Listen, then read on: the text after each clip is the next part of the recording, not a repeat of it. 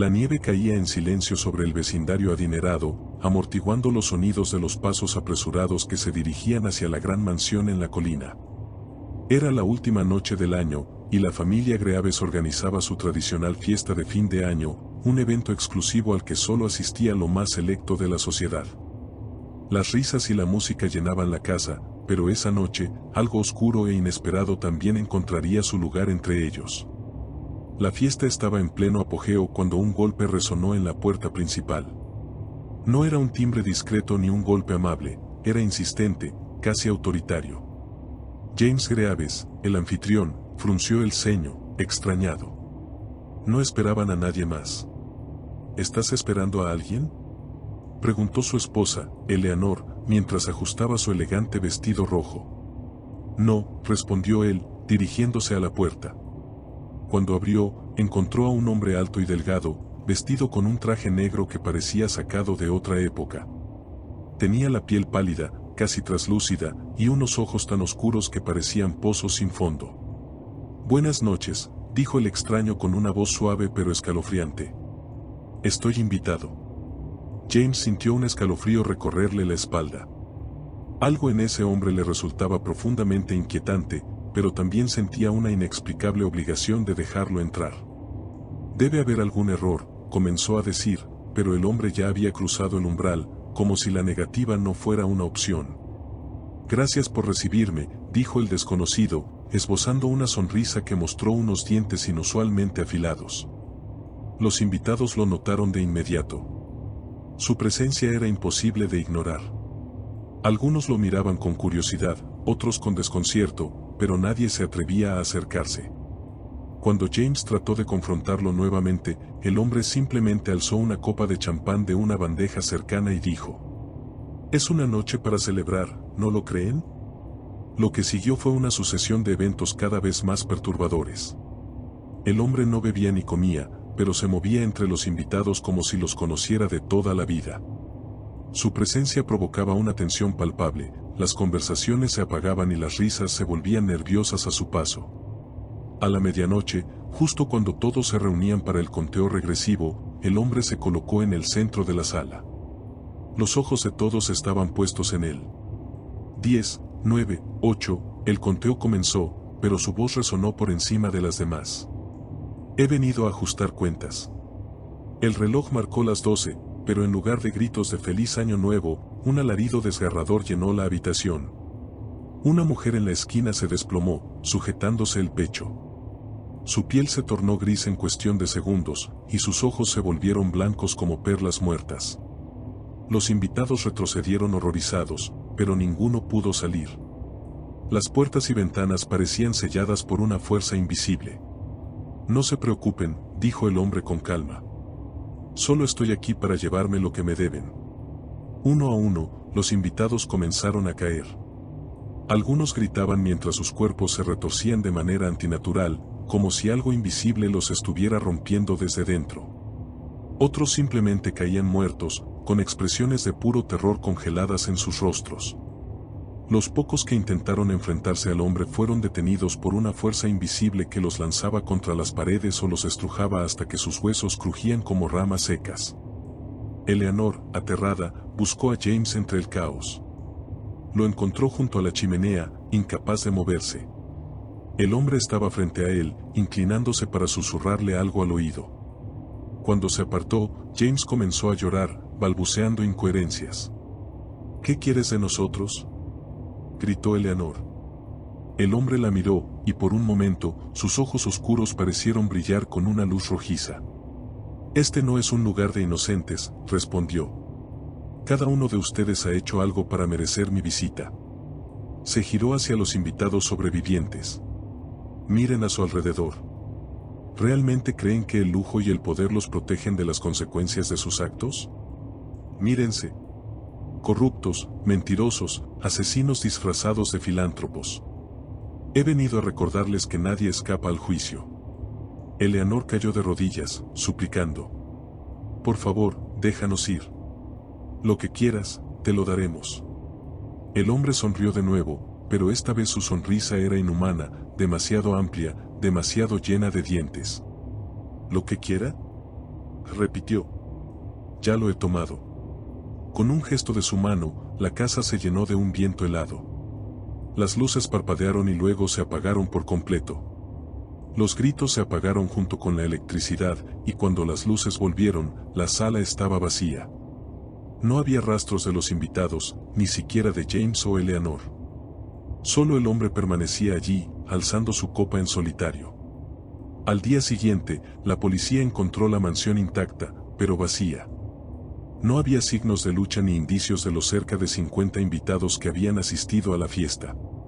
Solo un detalle perturbador sobresalía: sobre la mesa principal, una copa de champán permanecía de pie, llena hasta el borde con un líquido rojo oscuro que definitivamente no era vino.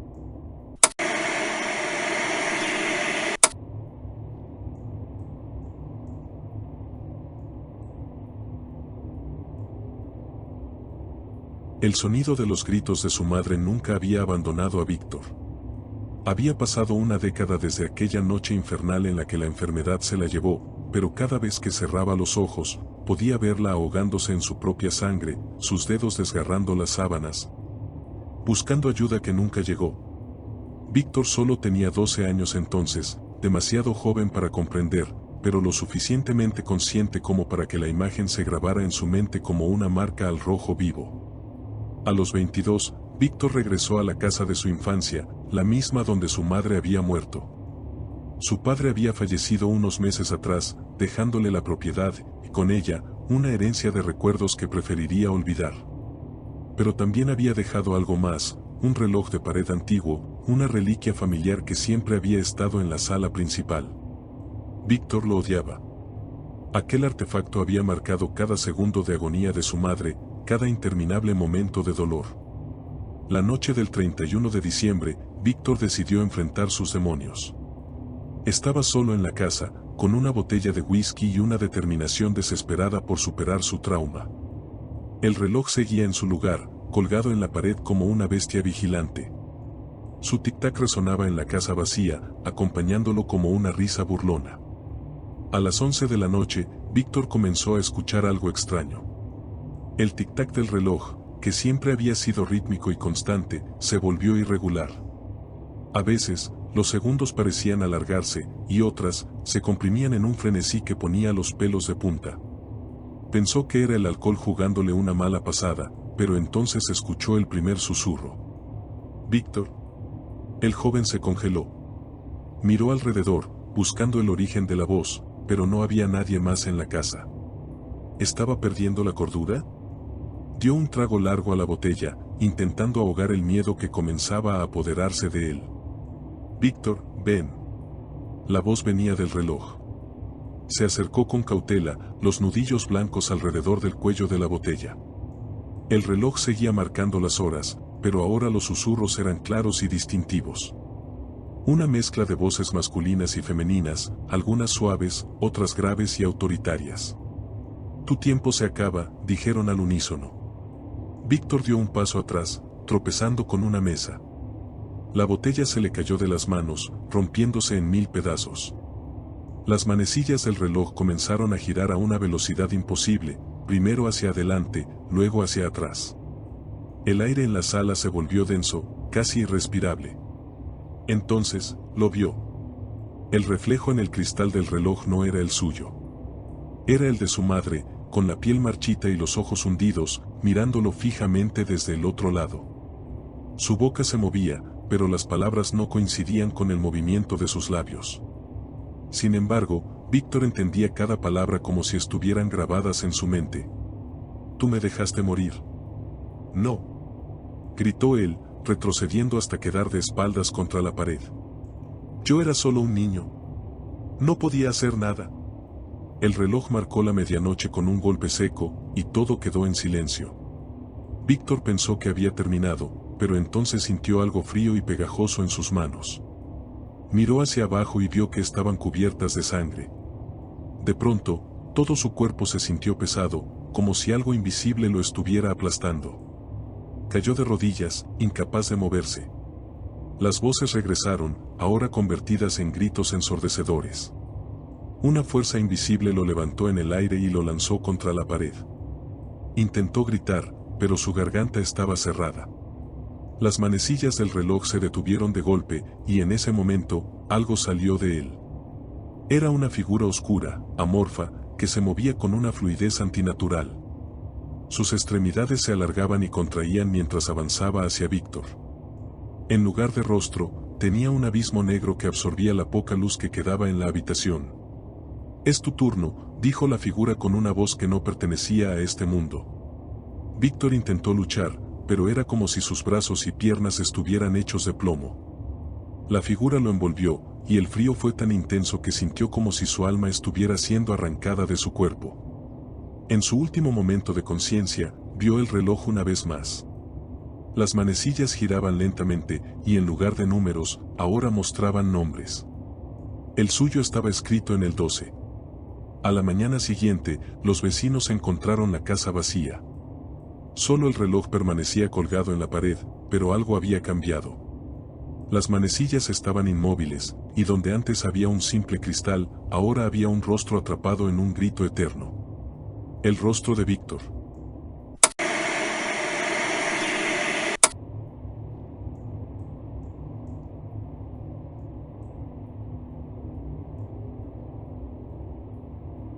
La celebración de Año Nuevo en la Plaza Roja de Moscú siempre había sido un evento espectacular.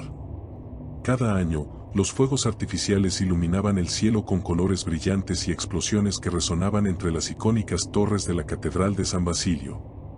Era la tradición que reunía a miles de personas, un momento para olvidar las penurias del pasado y dar la bienvenida al futuro. Pero aquel año, algo oscuro se infiltró en la festividad, algo que cambió para siempre la vida de quienes estaban allí.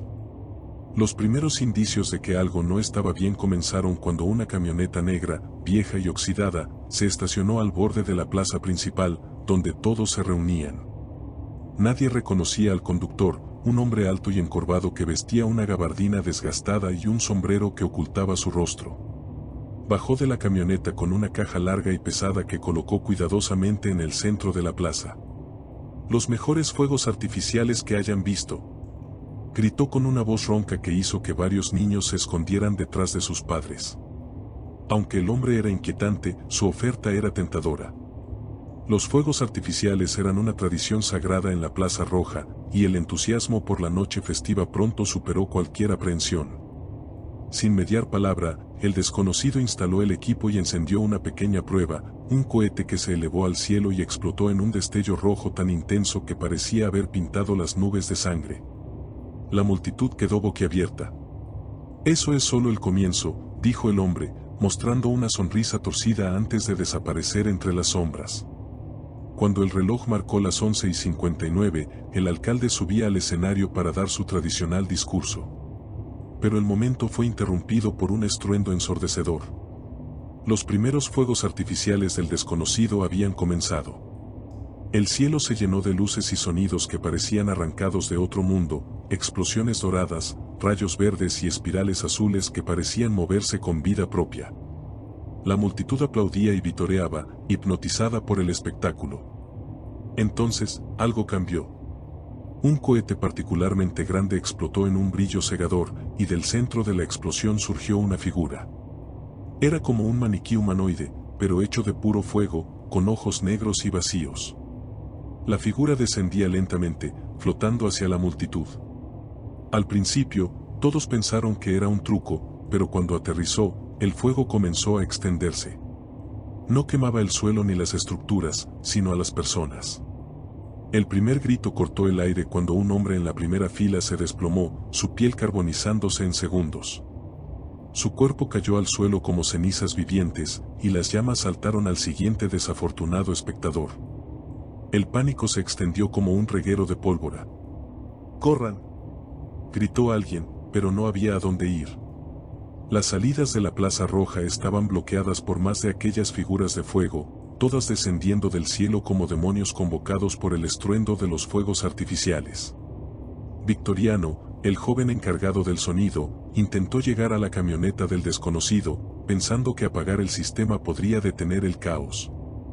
Cuando abrió la caja, lo que vio lo dejó paralizado. Dentro había cráneos humanos, cada uno con una pequeña mecha que ardía lentamente, sincronizada con cada explosión en el cielo.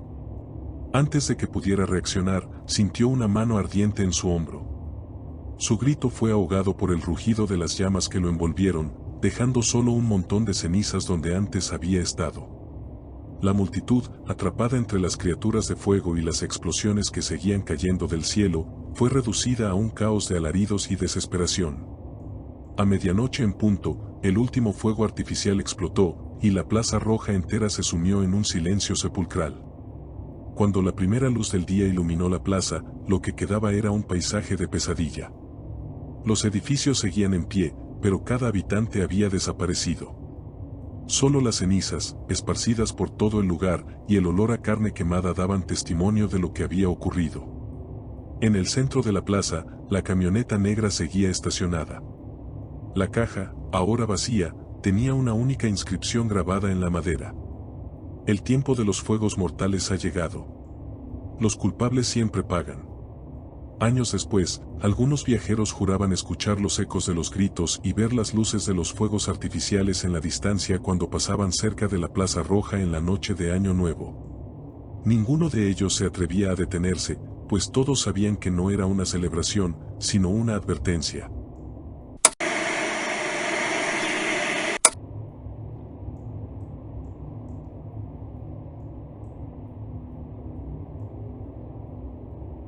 El aire estaba cargado de frío, un frío que calaba en los huesos y parecía provenir no solo del invierno, sino de algo más profundo, algo que se arrastraba entre las sombras del pequeño pueblo de Yamanaka. Aquel año nuevo, como todos los anteriores, las campanas del templo resonarían 108 veces para purificar los pecados de los habitantes, una tradición tan arraigada que nadie osaba cuestionarla. Nadie, excepto Ayaka. Con tan solo 19 años, Ayaka había vuelto al pueblo tras pasar varios meses en Tokio. Había regresado no por nostalgia, sino por una obligación familiar que le pesaba como una losa, la reciente muerte de su abuela, una anciana que todos consideraban la guardiana del templo. La noche de su regreso, mientras revisaba las pertenencias de su abuela, encontró un diario ajado, sus páginas cubiertas de escrituras apresuradas y dibujos que parecían rayados por un niño. Había una frase que se repetía una y otra vez. La campana no debe detenerse. La campana mantiene la puerta cerrada. Ayaka lo había ignorado, atribuyéndolo a la demencia de su abuela. Pero aquella noche, mientras el pueblo se reunía en el templo para el Hoya no Ken, algo cambió. Había un silencio entre las campanadas, un silencio demasiado largo, demasiado pesado. Y entonces, Ayaka vio algo. Desde su posición en la colina, lejos del bullicio del templo, observó una figura alta y delgada que se deslizaba entre los árboles. No caminaba, flotaba. Su cuerpo era una silueta oscura, y de su rostro no emergía más que un abismo donde debían estar los ojos. Cada vez que las campanas sonaban, la figura retrocedía, pero en los silencios avanzaba, acercándose lentamente al templo. Ayaka parpadeó, creyendo que era una alucinación causada por el cansancio. Pero entonces escuchó el primer grito. Agudo. Desgarrador. Provenía del templo. Corrió colina abajo, el frío mordiéndole el rostro. Cuando llegó, la escena era un caos, los aldeanos gritaban, se empujaban para salir del recinto. Dentro, el monje encargado de hacer sonar la campana yacía en el suelo, su cabeza ladeada en un ángulo imposible. La campana estaba inmóvil. El sonido había cesado. Una anciana, con el rostro marcado por el terror, se acercó a Ayaka y la tomó del brazo.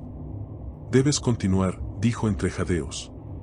«Si las campanadas no llegan a 108, la puerta se abrirá por completo». Ayaka no entendía nada, pero antes de que pudiera preguntar, la anciana cayó al suelo, inerte, como si algo invisible la hubiera despojado de su vida.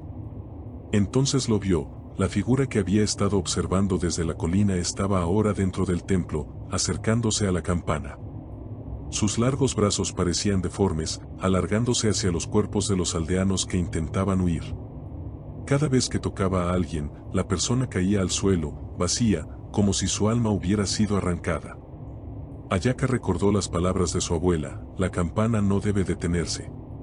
Con una resolución nacida del miedo, corrió hacia la cuerda de la campana y comenzó a tirar de ella. El sonido profundo y vibrante llenó el aire, y por un momento, la figura retrocedió. Pero Ayaka sabía que no podía detenerse. Necesitaba llegar a 108 campanadas. Sus brazos comenzaron a doler, pero siguió. Las venas de sus manos parecían a punto de reventar. Cada campanada resonaba como un golpe en su corazón, pero la figura seguía retrocediendo, cada vez más lenta, cada vez más renuente. Al llegar a la campanada 107, Ayaka sintió una presencia detrás de ella.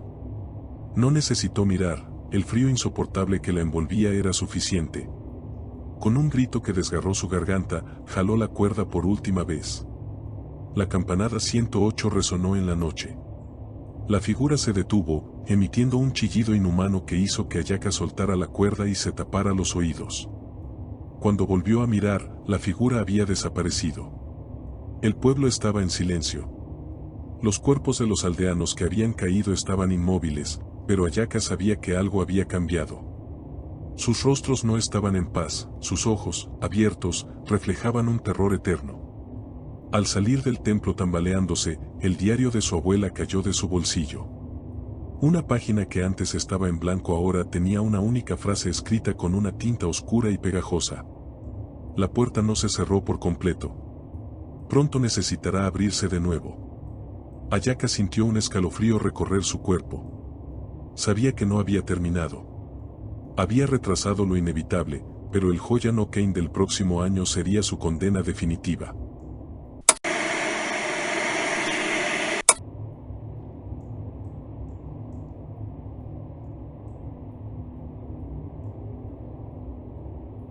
La noche de Año Nuevo siempre había sido una ocasión especial para Yumi, una joven apasionada por los eventos elegantes y las historias que contaban los lugares históricos.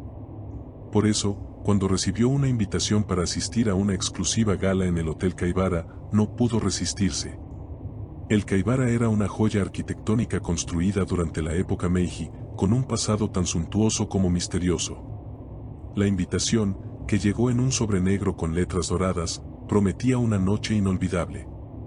Cuando Yumi llegó al hotel, se quedó sin aliento. Los candelabros brillaban como estrellas atrapadas en cristal, y la música de una orquesta llenaba el aire con una melancolía irresistible. Los asistentes estaban vestidos con atuendos que parecían sacados de otra época, trajes de cola, vestidos largos y joyas antiguas que relucían bajo las luces. Yumi sintió que había viajado en el tiempo, sumergiéndose en un sueño del que no quería despertar. Un apuesto hombre de cabello negro y ojos oscuros se le acercó. Su porte elegante y su sonrisa misteriosa la cautivaron al instante. «Bienvenida al baile de los condenados», dijo con una leve inclinación de cabeza, «espero que disfrutes de la velada». Yumi rió, pensando que era una broma peculiar. Pero a medida que pasaba el tiempo, notó algo extraño. No había relojes en las paredes, y aunque parecía que habían transcurrido horas, la medianoche nunca llegaba. La orquesta tocaba la misma melodía una y otra vez, como si estuvieran atrapados en un bucle. Decidió explorar. En los pasillos, encontró retratos antiguos de los fundadores del hotel, sus rostros solemnes y ojos que parecían seguirla. Una de las pinturas le llamó especialmente la atención, mostraba un baile en el gran salón, idéntico al que se llevaba a cabo esa noche. Pero al observar más de cerca, notó algo perturbador: los asistentes del cuadro no eran solo similares a los invitados de la fiesta, eran los mismos. Yumi retrocedió, su corazón latiendo con fuerza. Decidió volver al salón para confirmar sus sospechas, pero cuando llegó, algo había cambiado. Las luces parecían más débiles, y los rostros de los invitados eran pálidos, casi cadavéricos. La música, que antes era melancólica, ahora sonaba desquiciada, con notas discordantes que se clavaban en su mente como agujas. Buscó al hombre que la había recibido, pero no lo encontró. Cuando intentó salir del salón, descubrió que las puertas estaban cerradas. Los otros invitados se giraron hacia ella al unísono, como si una cuerda invisible los hubiera obligado a moverse al mismo tiempo. Sus ojos oscuros y vacíos la miraban con una intensidad insoportable. «La medianoche nunca llega aquí», dijo una mujer con un vestido rojo que ahora estaba manchado de algo que parecía sangre. «Y tú tampoco la verás de nuevo». Yumi gritó y corrió hacia la escalera principal.